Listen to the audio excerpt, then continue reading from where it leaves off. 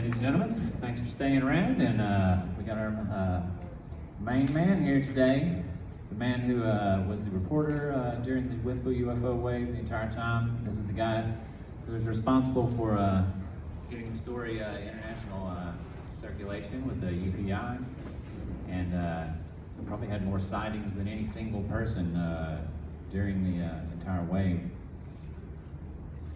Welcome me, Danny Gordon, to the stage.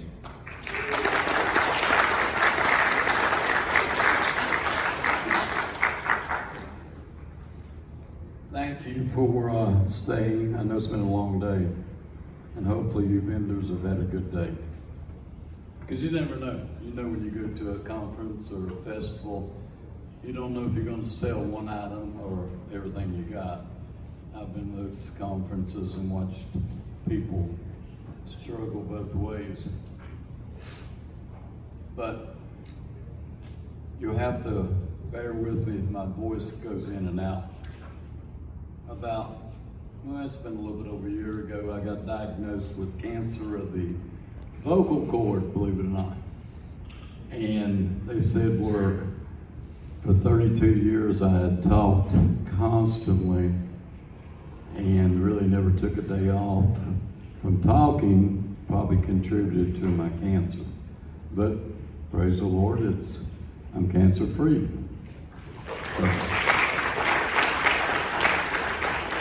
But it still creates problems. Some mornings I get up and I can't even say hello to my grandson because he can't understand me, where it's all messed up.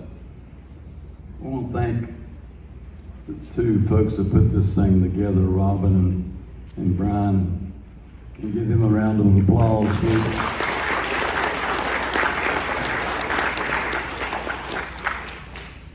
And they're curious like I am. Would you like to see this again next year?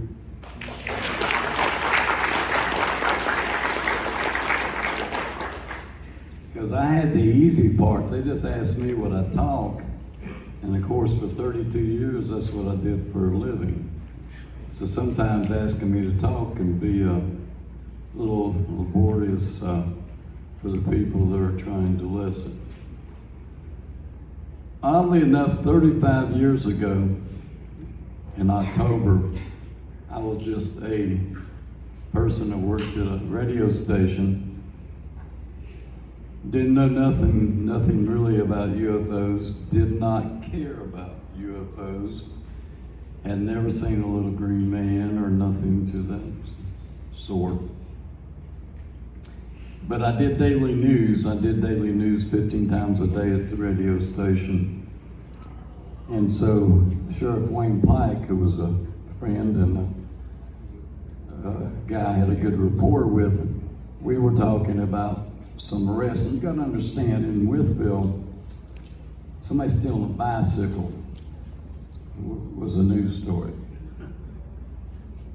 That was just no crime here. There still isn't a lot. So it was hard to do a newscast with some excitement.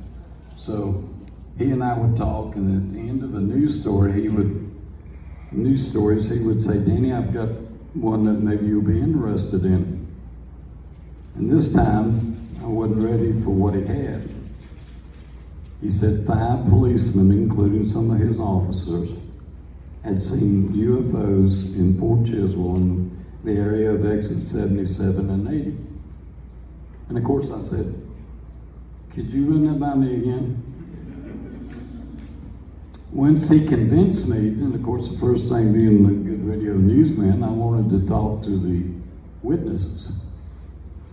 Well, none of the officers would talk for a lot of reasons. To this day, they haven't talked to me or no other media because of the embarrassment and the ridicule and all that comes with it.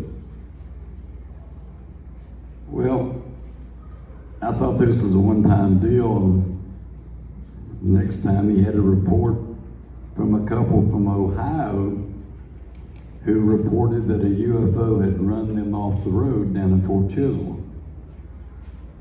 That's all the information he had, and did not give me a chance to talk to him. So as the days went by, we continued to add reports of sightings, and one day I just opened the phone line and had everybody call, and they told me what they saw, what they thought it was, and when it was, and all like that. But then I told my friend Roger Hall, who had been a pilot and knew what it looked like from ground up, because the view of anything in the air will fool you. How high it is, how big it is, how bright it's shining. So it's not an exact science. So I asked him to go with me on October 21st of '87. And we, being old country boys, didn't go unarmed. We had several large weapons and had, I admit, a bottle of Jim Beam, which we never opened. So we set out for a night of adventure. So when we went down that Route 21, which is an area where a lot of sightings were, and we went back roads and probably in some yards and places we shouldn't have been, and had not seen anything, frustrated to the max. So we're coming up 21, and I hadn't looked to the left, and I'm thinking, what is that? And so I went to pull the car off, ended up halfway in the ditch because it had me so awestruck. And we got out. He had a VHS camera, and I had a Canon 81 still camera. So we were ready for bear. But what we saw, I assume to this day, astounded us so much or mesmerized us that we did not even think about taking a picture. I mean, we're looking at an aircraft coming beside my car that I could have hit with a baseball in my younger days. I mean, it's that close. And it was going right over a range-style house, and it was as long as the house. And from the back came a red ball and connected with this aircraft. Some people called it the mothership because it was large. Had windows that looked like, but you couldn't see in them, or you couldn't see anything but some dull light. We sat and watched it, and it just moved nice and slow across all those hills, up and down. Never seen anything like it.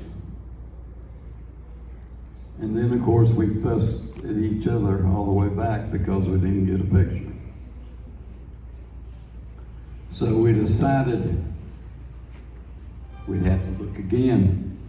And we had some people join us. We had a guy named John Stember, who was from, of all places, Vogue magazine. And his lady friend he brought with him was the Secretary of the Interior, Mr. Baker's daughter, which added to the situation, if you can imagine. And we also had a guy named John Convery, who was a computer analyst from Virginia Beach and said he had information about UFOs. Well, we went out together that night. John Convery had no pictures. I had no pictures.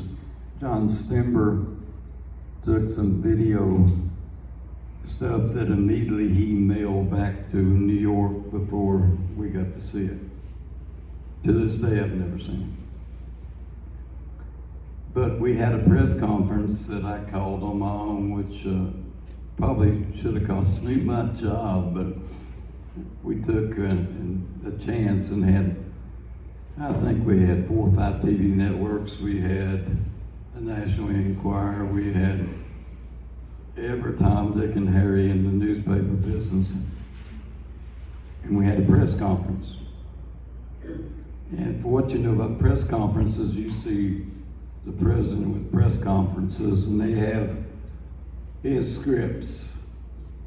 And they have certain people he calls on to talk to, just like they do at any press conference. Well, this wasn't like that. this was open-ended. Anything goes. So we had a lady on there who had seen something. We had Roger, my friend, on there. And from there, it was like somebody opened the floodgates. Because I learned real quickly, everybody wants to see a UFO. Very few people don't. And so people that may or not seen one were calling me saying, I saw it. He saw it. Well, probably about 10% of what was called in were actual UFO sightings, and the rest were wannabes, as I call them. And they called one right after another. So, being what I thought was a pretty decent newsman, I called the North American Air Defense Command, which is supposed to know everything that comes in and out of this country. They said our airspace has not been invaded by anything conventional or unconventional. So I started taking my late wife and my daughter, who's now in her 30s, and we would go out UFO hunting every night. You can imagine the fun that my wife thought it was. You know, we have supper, then we fill a car with gas, and then we go out looking for UFOs. And she saw a number with me, but to the day she died, she never talked about it. Not on camera, not to me or anybody, she wouldn't talk about it. And my daughter, who was 2 at the time, she doesn't really remember. She knows we were doing a lot of riding around at night. But so with all these sightings, I decided to devote my free time to looking. Now, odds are I shouldn't have saw anything else, right? I mean, it's not like you walk out your door at night and see a UFO every time. I had 50 sightings, and this does not count the ones I could identify or the ones that were too far up in the high air. I'm talking about the ones that were close.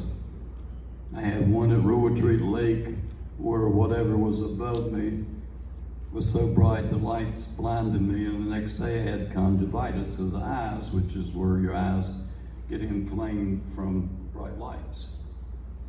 That's what the optometrist told me. And why? I have no idea why and had no noise, but why would it flash me with the lights?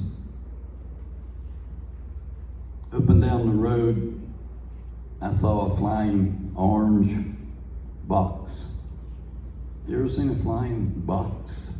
I mean, box shape, no noise, no form of propulsion. And I was with my son and his girlfriend, and we were on Interstate 81. I could not believe it, a flying box. Well, it never stopped. I saw diamond shapes. I've seen rectangle shapes. I've seen the B-2 bomber. And you all know what I'm talking about, the big bomber with the long flat wings. And from a distance, it would even look like a bird. I was coming into Wytheville one night, and I was doing 35, and I noticed something that I could see just from my windshield. So I stopped and looked up, and there was one of the B-2 bombers, and I was doing 35, and it was pacing me. So I got out, whoosh, he was gone, straight up.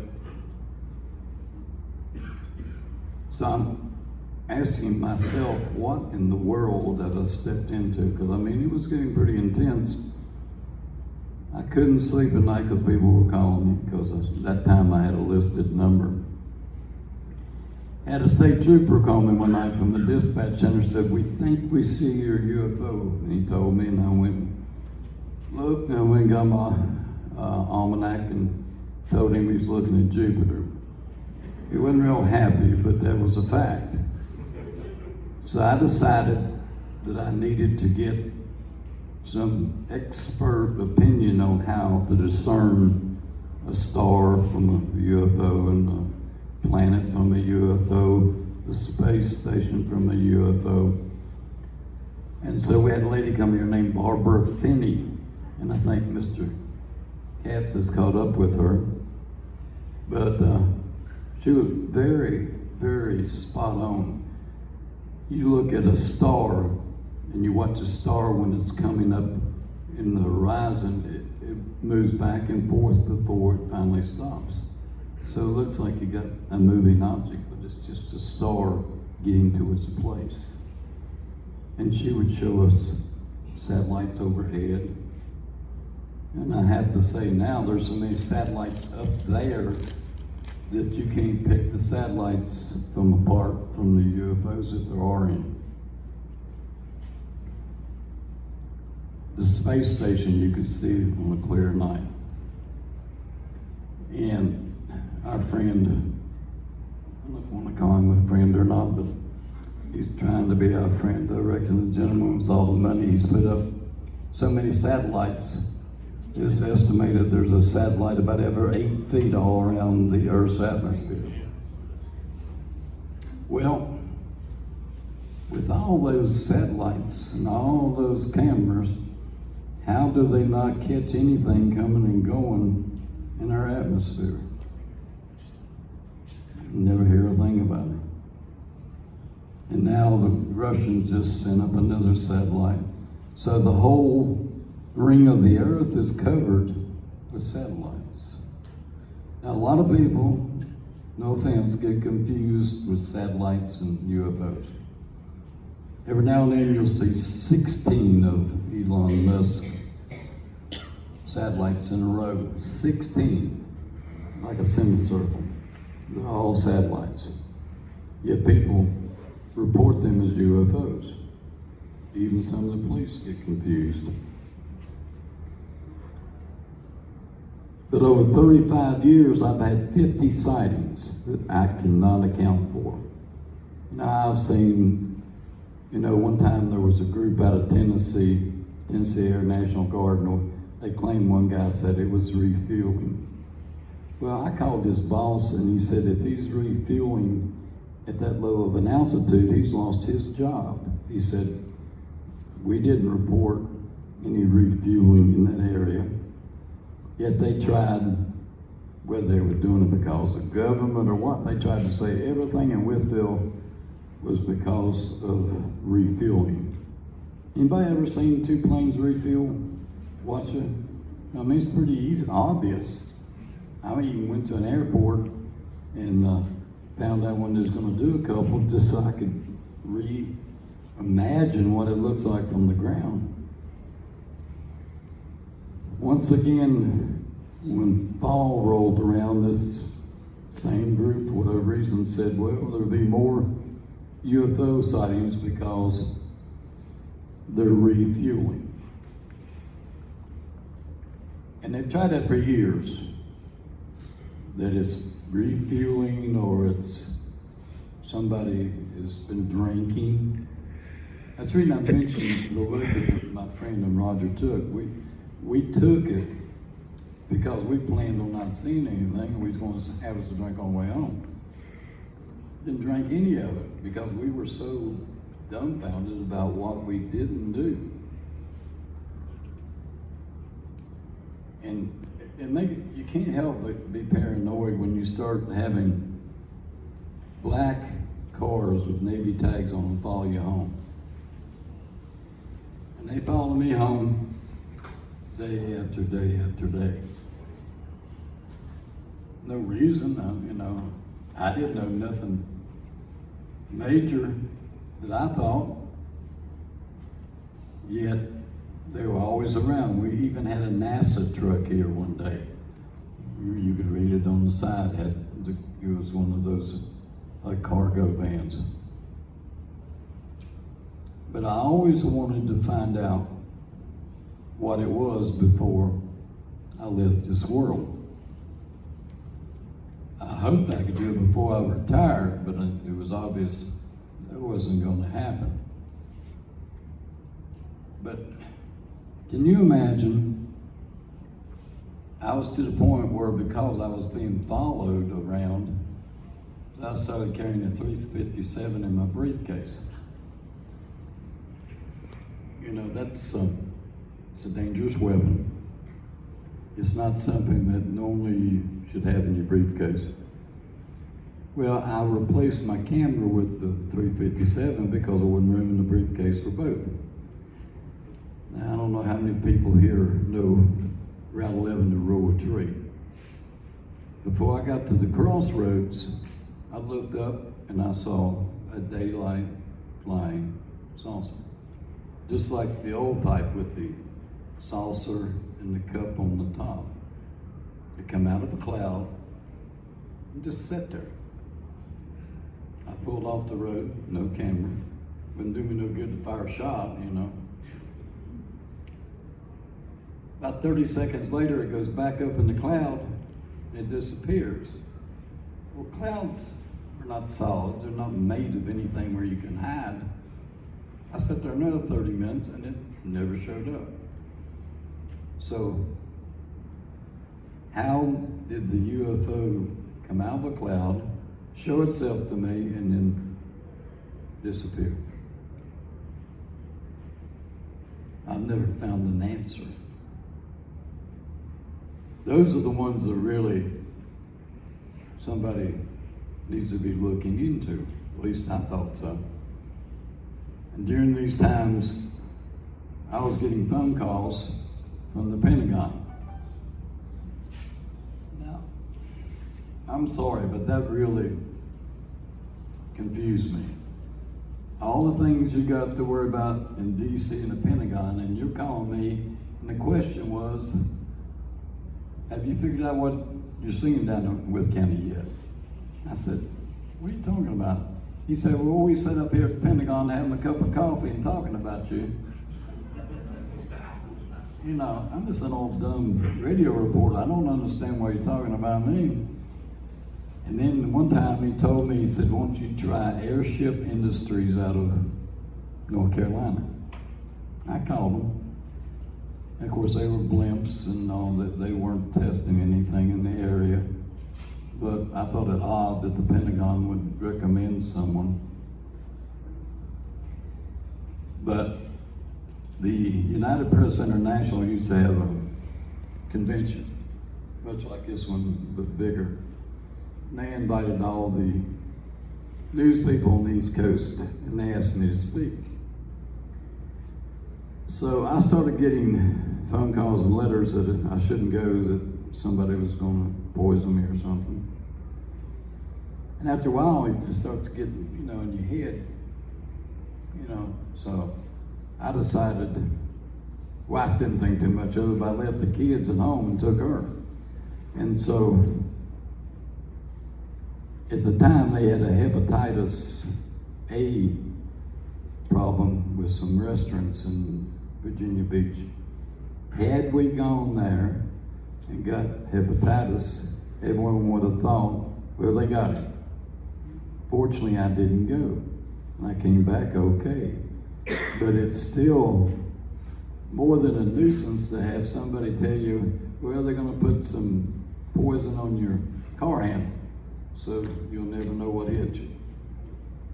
And I don't know who they was at the time. I do know the federal government ran background checks on me and my brother, who was in the Air Force at the time. And I asked the FBI for my FOI rights, that I wanted to see what they had in my file. And I got paperwork about like that, and most of it had been redacted, so I couldn't tell nothing, which I didn't think I would. But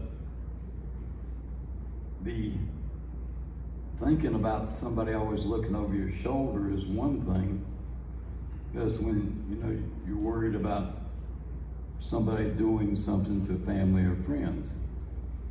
Now during this time, because this covered 35 years, I had a 17-year-old son who was shot in the head at a drunken party. The first words out of the kids' witnesses were that two guys all dressed in black shot him. Now, even though we found out later that wasn't the truth, can you imagine as a parent hearing that? And they shot him right here. 32 Magnum, totally blinded him.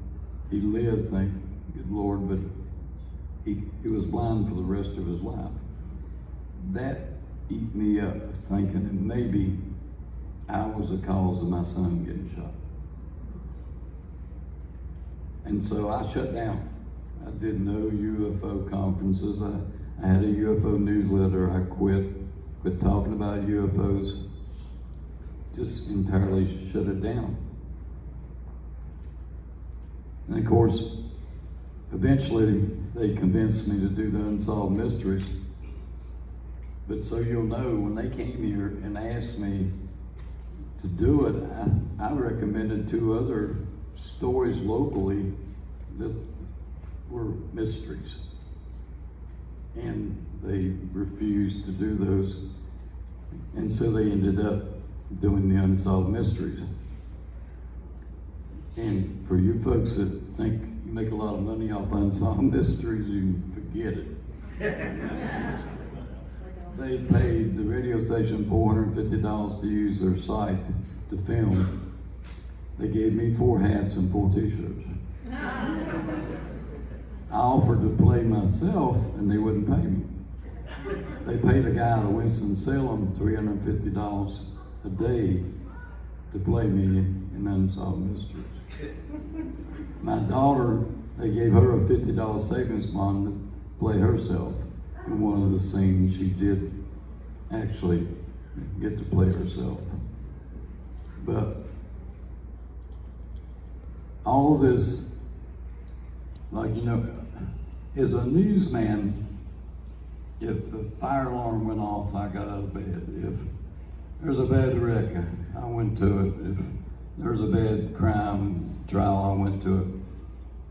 So unfortunately, I let myself work about 80 hours a week. So in between, I'm trying to do UFO sightings and talking to everyone. So I ended up, and I think Unsolved Mysteries did a little segment on with it. I thought I had a heart attack, laid on the floor, and my wife took me, and they said it was exhaustion. I need to take a break and rest and all like that. But it's hard to do when people are calling you in the middle of the night and say, I see something, will you come look at it? 3 o'clock in the morning. And I tried to be as nice as I could, but that's a little much. And plus, at the time, my daughter was small, and so they would wake her up as well. Now, we moved to rural retreat and lived in a mobile home park. And every time I got on the phone talking with somebody about UFOs, I had a hum on my line. And this was a landline, really before cell phones. Well, if I talked to my mother and we weren't talking about UFOs, my phone was fine. Then my daughter started having nosebleeds every night. And apparently, the best we could figure out with working with the state police, there was somebody or someone that was shooting the microwaves so they could listen to what was on my phone line. And microwaves will give you a bloody nose, cause your nose to bleed, cause your brain to bleed. So I'm getting hit here and there and everywhere, and I still haven't figured out what the heck it was. Let me see a show of hands. How many people in here think you've seen a UFO? quite a number.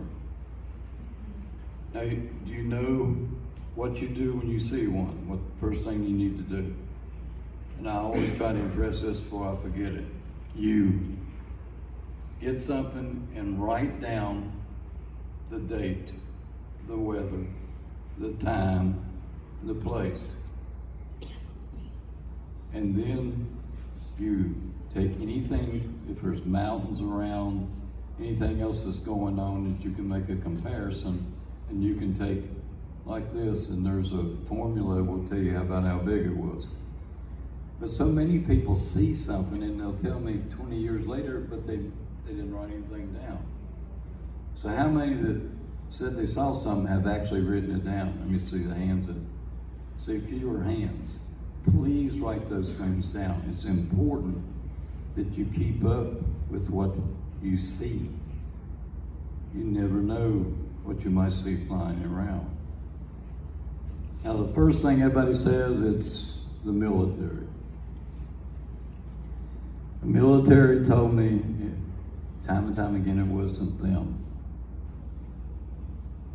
Even though at the time we had an AWACS radar plane over Hardee's down there one morning. And we had other crafts that visited, normally wouldn't be in Southwest Virginia. But as long as this persisted, there was nobody coming forward with an answer. And there are things that the military have that they're not showing, and they probably got more in the garage somewhere. But if you look at the aircraft they have that takes off vertically and horizontally, they just crashed and 5 service members killed. They had trouble flying that. It's called the Osprey. Yeah. And they have trouble flying that. So how they can fly some of these other craft, I do not know. I don't know how many in here served in Iraq, but I had friends come back who were in the reserve, and they saw a craft called the Aurora in the desert at night doing all kind of flips and turns and all, which the national government didn't say anything about, but this was a very large craft, up this way, and all around.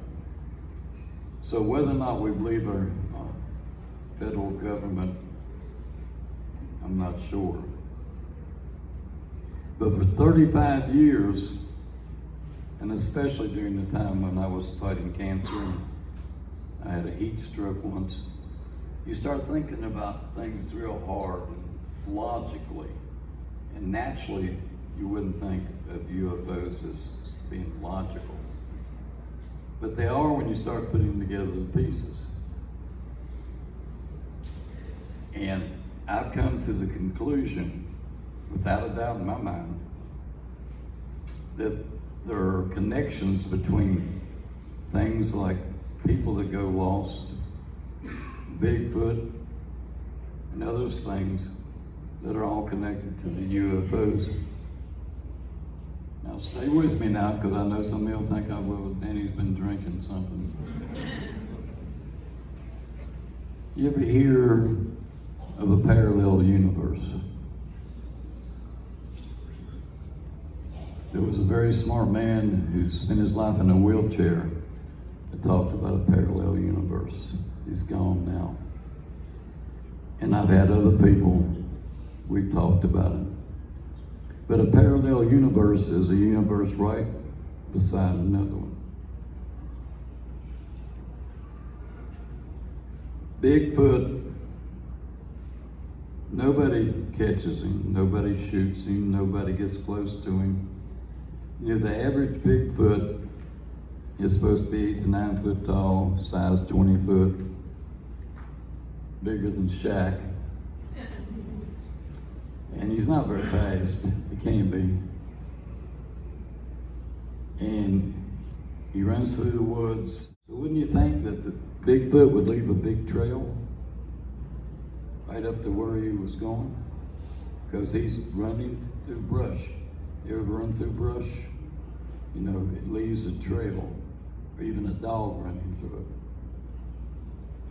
So why haven't we never caught Bigfoot? Too many people have seen him, smelled him. You know, we've got some people here interested in Bigfoot. Bigfoot Hunter was here earlier. I don't know if he's still here or not, Tom. But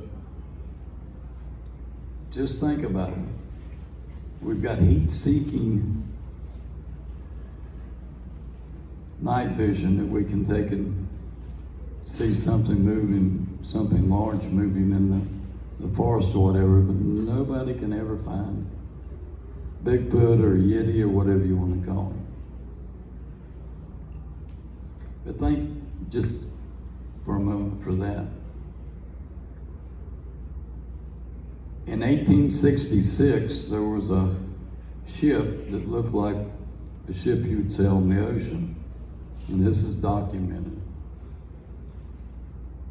It flew over Texas, and a little guy climbed down the ladder out of it. Back then, we didn't have anything to fly. The Wright brothers hadn't invented the airplane yet. So what was flying that he dropped down the road and rope ladder and came out of?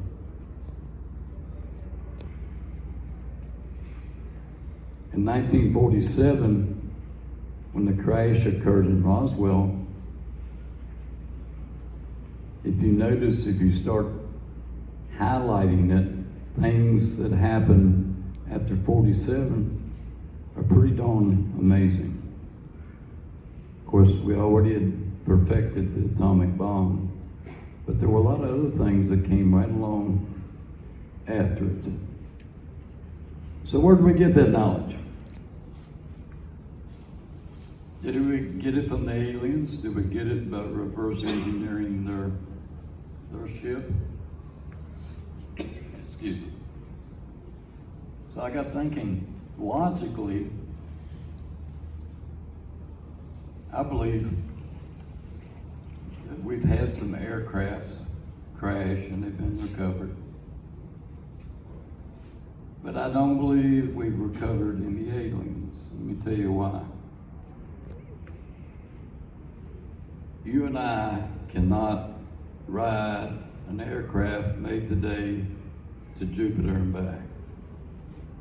Take forever and then we probably die. And we certainly can't go as fast as these vehicles go.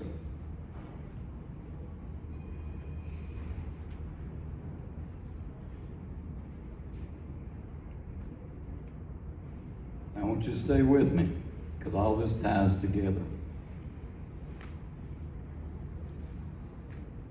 The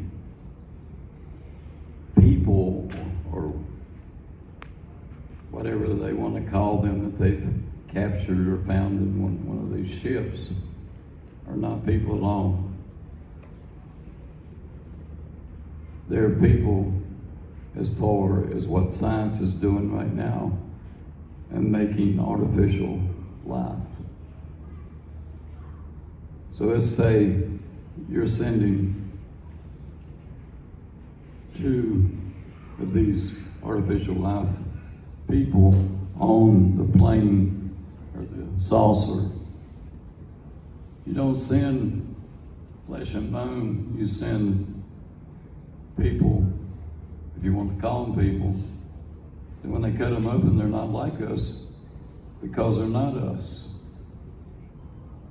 So if you take away the fact that aliens travel 14 trillion miles to come here and visit or whatever, I don't believe that's the case.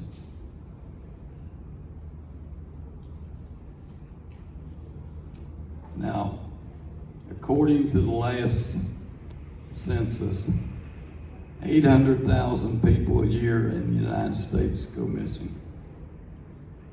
800,000, which is more than we've got west of Roanoke to the Tennessee border. And where do all them people go? We don't have that many mass killers. We don't have that many people walking off cliffs. Where does 800,000 people just disappear? We had one in Wytheville. Family went to his house, it's locked up, his keys were in his house, billfold, car in the driveway. They still ain't heard from him or seen him. And that repeats daily all through the year.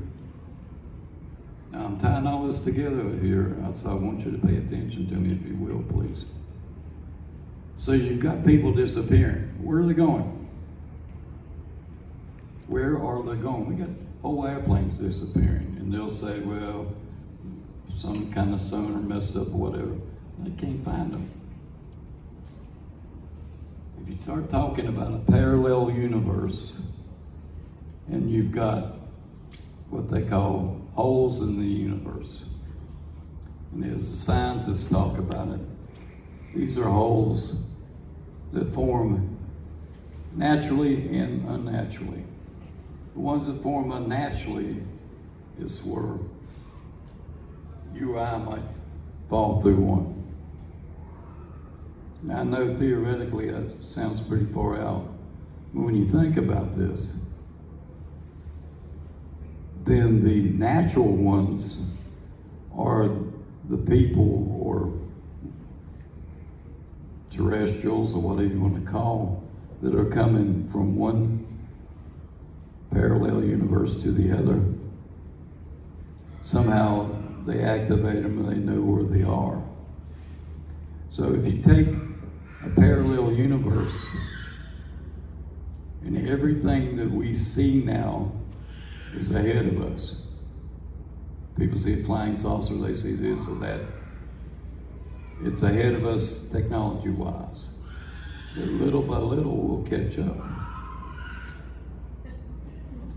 Hopefully that's not one that got loose. But anyway, I want you to think hard about this. If there is such a thing as a parallel universe, that would answer all these problems. And now it's far out, and several people, we've debated it and I've talked about it. There is something that connects all these. Bigfoot can't go on forever without getting captured or shot. People can't keep disappearing. 800,000 people is a lot of people that just go missing. With credit cards and investigators and all, and they've got all in Roanoke, for example, they'll go once a year and do a census of the homeless. So they have a pretty good average of who is there that's not living in a residence. But 800,000 people disappear. Where are they? All locked up somewhere? I mean, that's a lot of people. So if you take that, you take Bigfoot and Yeti and all these other things, then you get to the UFOs. Every UFO I've seen don't stay around long. And when it disappears, it's gone in a snap. Where do they go? I mean, do they disappear? I mean, do they have one of them shields that you can't see them? They have to go somewhere. They're not in our atmosphere because we've got so many satellites, there's not room. But if you have a parallel universe and they can slide back triggered on their own, they're not going to get caught. They're not going to get down or seen that much. Most everything is for short periods of time. We had a gentleman in the other side of Rural Retreat that just told me recently that when we had all these sightings that he had something land in his yard and he turned the shotgun on it. He shot it. Don't know if he hit it, but it took off. So we have something occurring, but everybody wants to say, no, it's not us, and it's not the military and all like this. I believe they don't want to tell us the answer because they can't do anything about it. Now, if the government in any place in the world ever figures out the parallel universe and can trigger it, there'll be no way to stop them. But I think they should spend more time looking at the chance of a parallel universe and a way that people can travel back and forth. But if you get into one of the ports and you accidentally end up in the other side of the universe, you can't get back. You're stuck there. Now, there's been some science fiction stories and all written about these things that are theoretical, I know. But if you put them all together, to me, it makes a lot of sense. I'm a logical brass tacks guy. And I always looked for a reason to figure this out.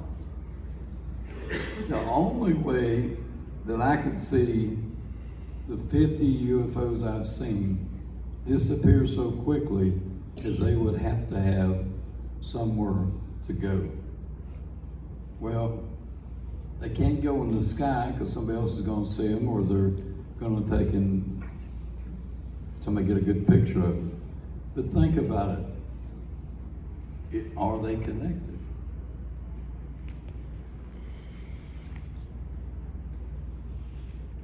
Because I firmly believe that's the reason the federal government keeps saying we can't do anything, we don't know, whatever. I don't believe that there's reptilians or some other kind of life form out in space. I believe that we're dealing with a parallel universe, and if we ever find a way to master it, or even just think about it. You ever hear of drones before recently? In 1935, a German man tried to get him to put some money in building drones. Nobody get him a fly. In 1966, my uncle worked in Air Force Base in El Paso, and it took 30 people to operate a drone. 30 people to keep it in the air. Then all of a sudden, we've mastered a drone. We've mastered hypersonic missiles. I mean, we have smart people in our countries, and so does people around the world. But they're just not sitting in a room coming up with these things.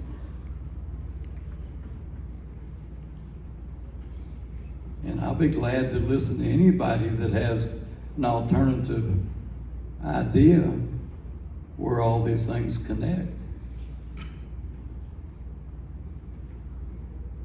Because it makes very good sense to me.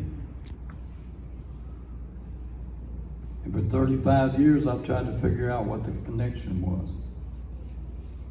Why did they come to Wytheville? Why were they here? Why are they still coming to Wytheville?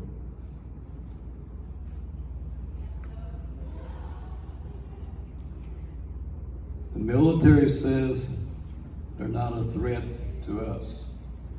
But how do they know that if it's not them and they don't know that much about them? But that's what they told me, that they were not a threat to the people of the United States or Wythe County, and that if they were, they would be here to defend us.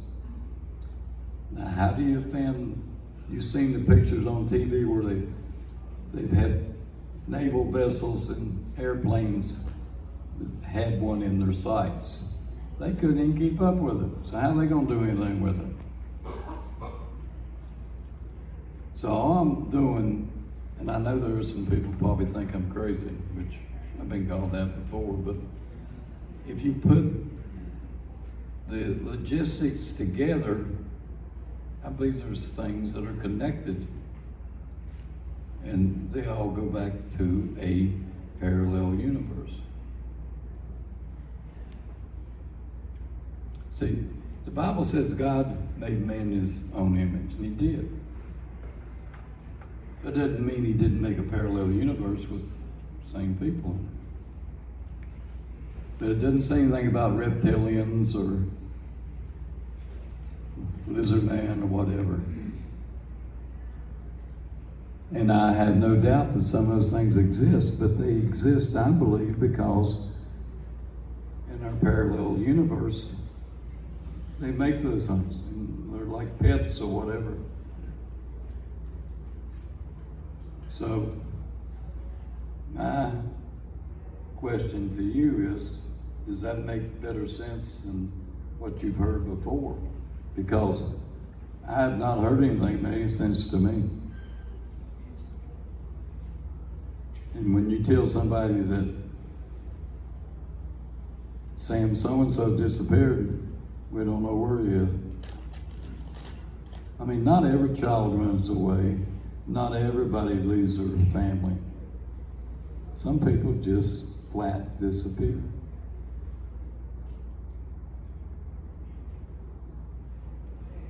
But think, if this is true, it changes a lot of thinking, a lot of things.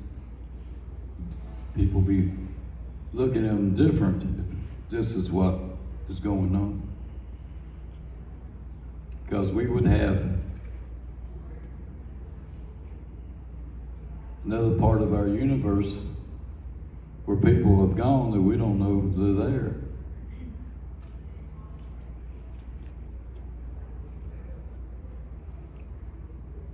Everybody's awful quiet. I don't know if they're gone to sleep or, you know, I'm trying to make a case for something for 35 years I've been trying to figure out. And I have not found anything but what I've just told you that makes any sense. Now, the ufologists, they don't want to hear it, and I'll tell you why. I had Walt Andrews, who was the president of International MUFON one time, and I was at a conference like this in Arkansas, and I listened to all these people talk, and I said, sounds to me like you put all this information together, you could figure it out. And Walt looked at me, he said, no, I can't do that because I won't get those $10,000 checks written every time I talk. He and Dr. Hynek and some other guys made a lot of money off of Bruce Maccabee.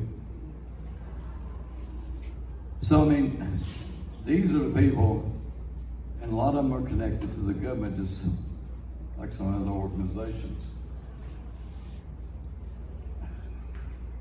There's got to be an answer.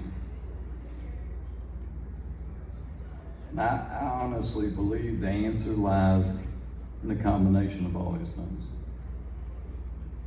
Because I firmly believe that people see Bigfoot. No doubt about it.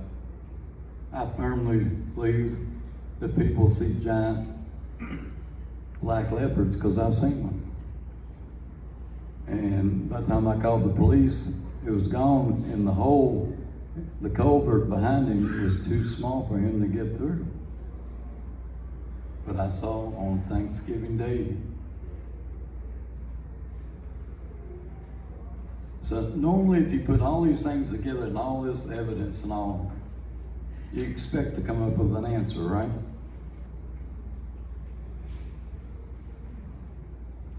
And now they said NASA's gonna spend $100,000, which is a drop in the bucket for them, to look at UFOs. Why not look at all of it? Look at Bigfoot. I mean, Bigfoot's been around for as long as I can remember, but nobody's been able to tell us anything from where he comes.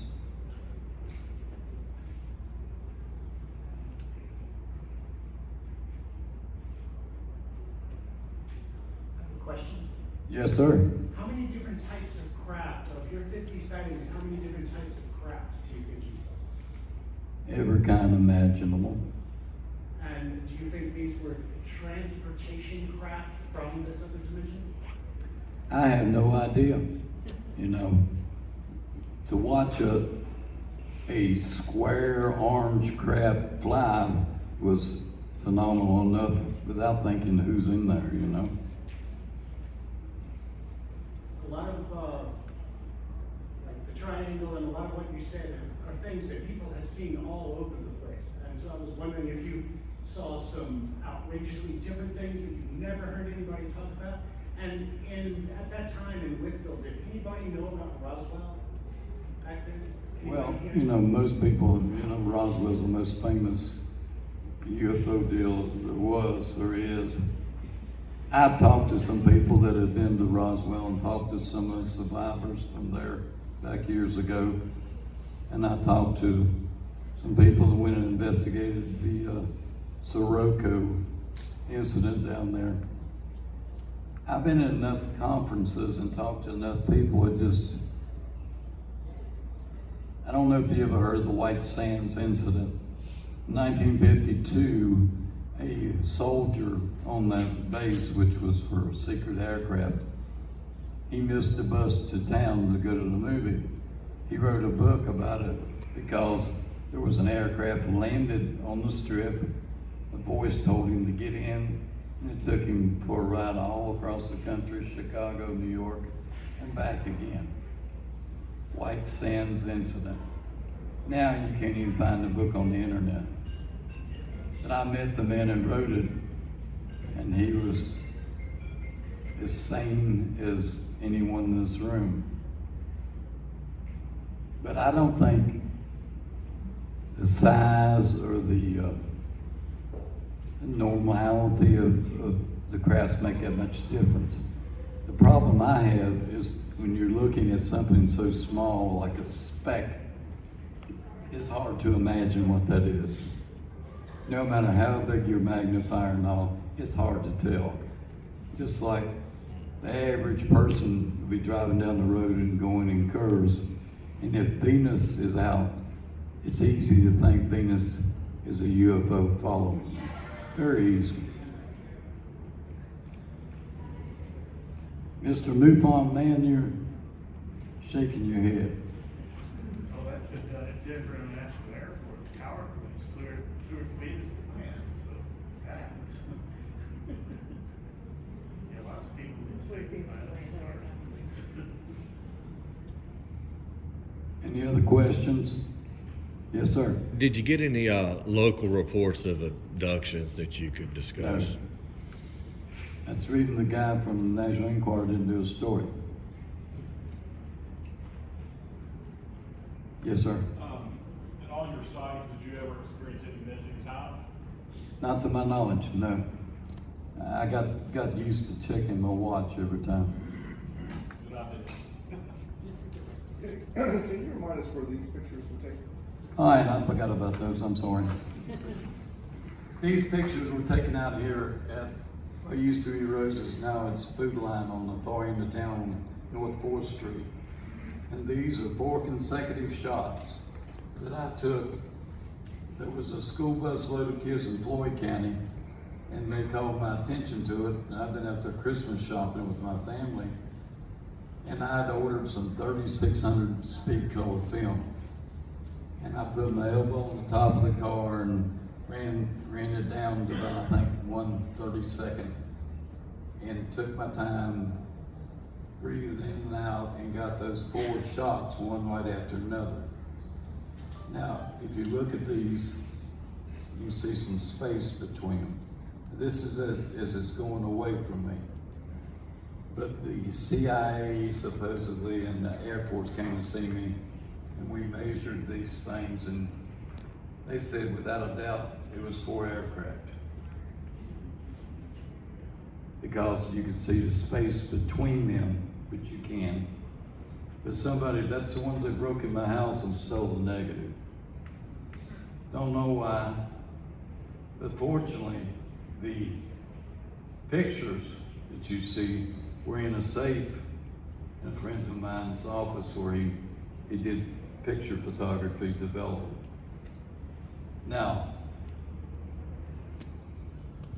they got these, whoever got them, got into my house while I was in Virginia Beach at a conference.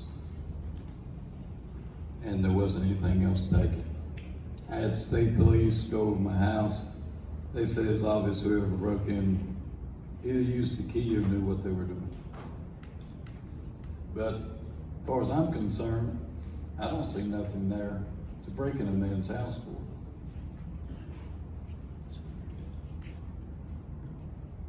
And when I went to Virginia Beach, I made an appointment at Langley to show the negatives to them.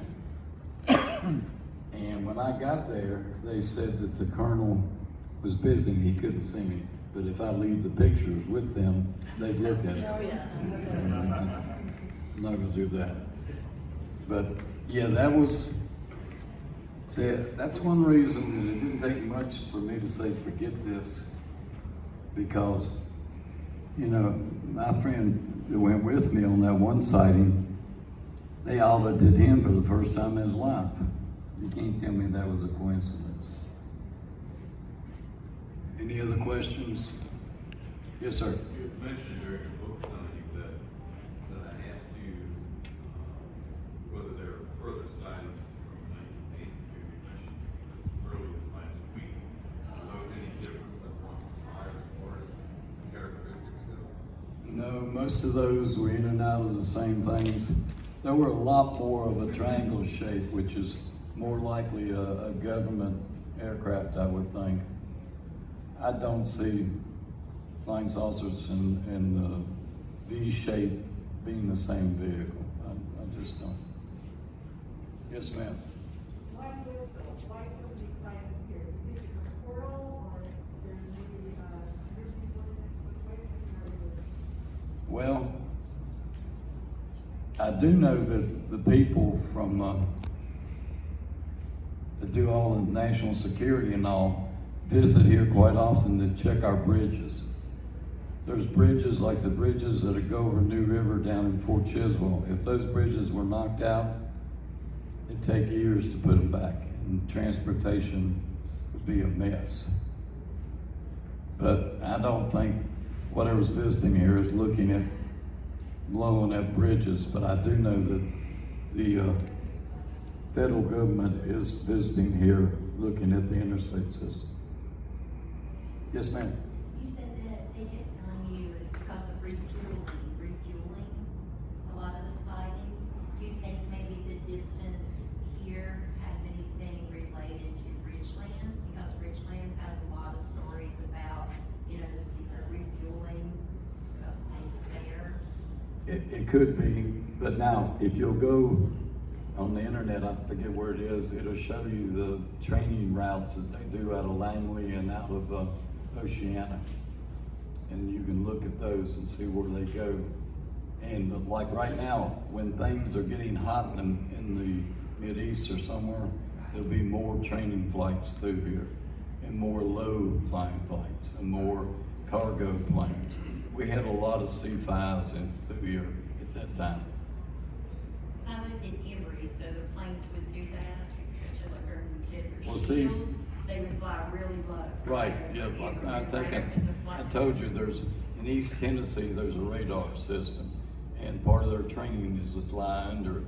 So when they get up around Emory, they drop altitude and go under that radar as part of their training. So, you know, anything you look at, you're looking at a composite of maybe military, you know. Yes, sir. Where was the interview you did with Bill Bryan, his crew took place? You see him on anything, Bill Bryan, it was like an outdoor interview. Do you remember that? No, sir. Bill Burns. Bill Burns, yeah. Bill who? Bill Burns. What's the name of the show? UFO. Like you almost met him Yeah. someplace, maybe at an airport or something. Oh, that was the Men in Black? I'm not sure. Yeah, that was who I interviewed with that, yeah. They flew me to LA. They flew me to LA. I flew out there one day and back the next.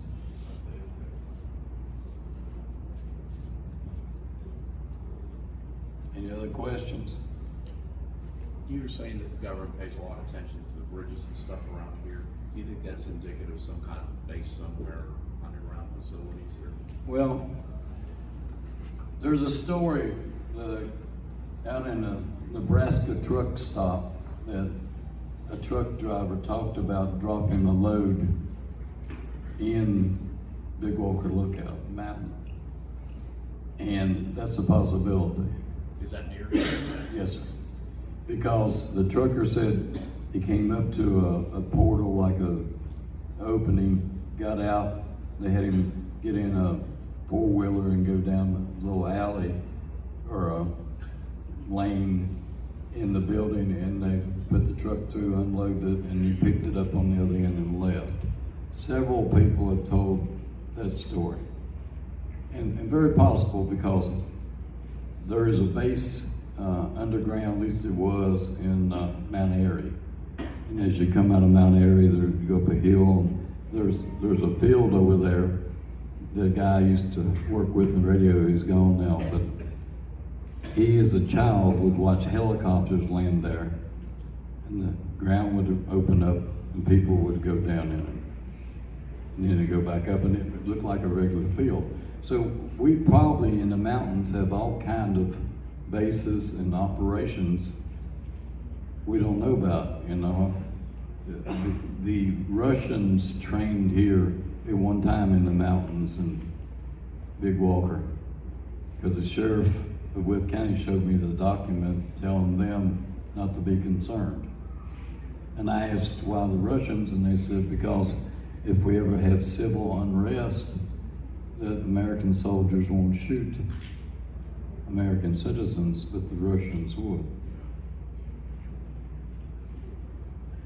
So once you get into this, you get into everything, and it gets deep.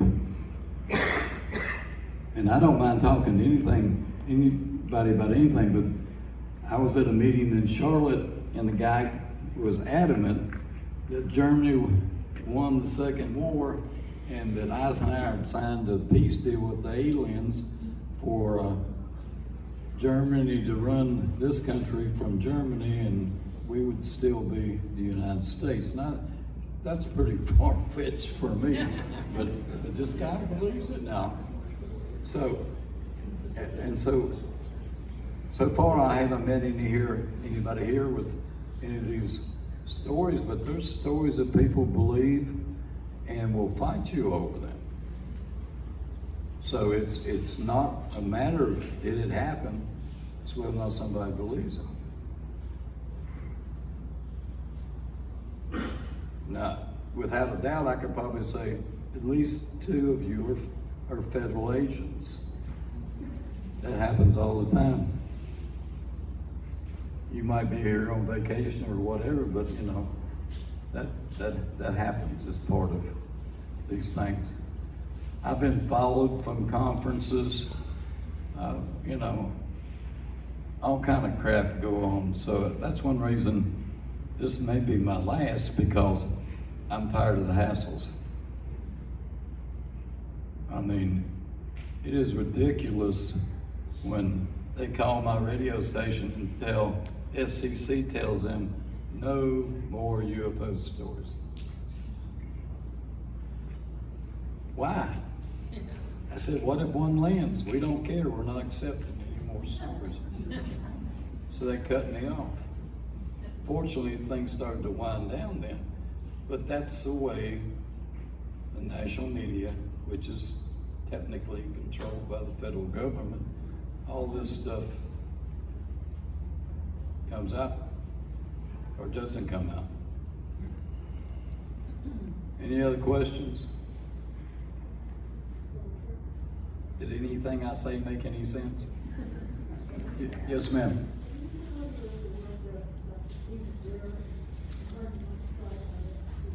Of who? No, I'm not. Doesn't ring a bell.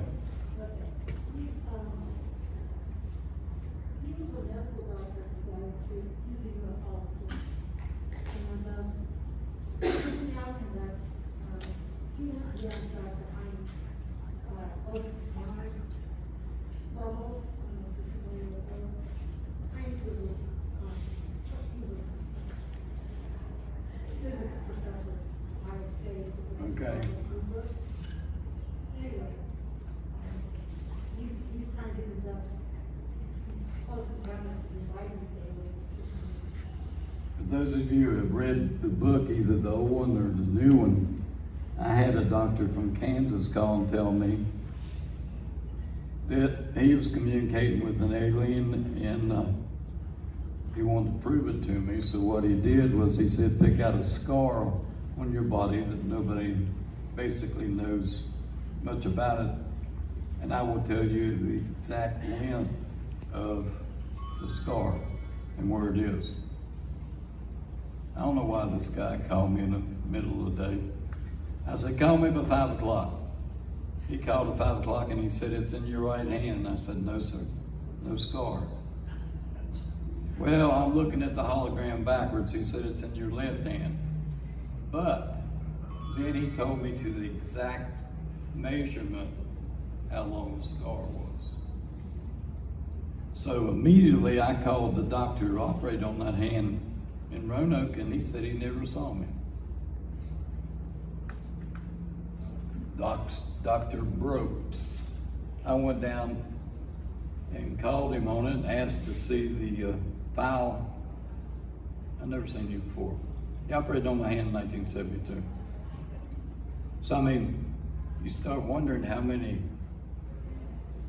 blocks connect here, you know? Because I was mad because he gave my information out. But if he didn't tell that other doctor, how did he know the length of my scar? So when you get into this, if you go telling people you've had sightings, that's fine, document them. You just remember, once word's out, it's a never-ending thing. If I hadn't been a newsman and had some credibility, well, they'd have done run me out of town by now, without a doubt. Any other questions? No questions too dumb, no questions too hard. No questions? We done, sir?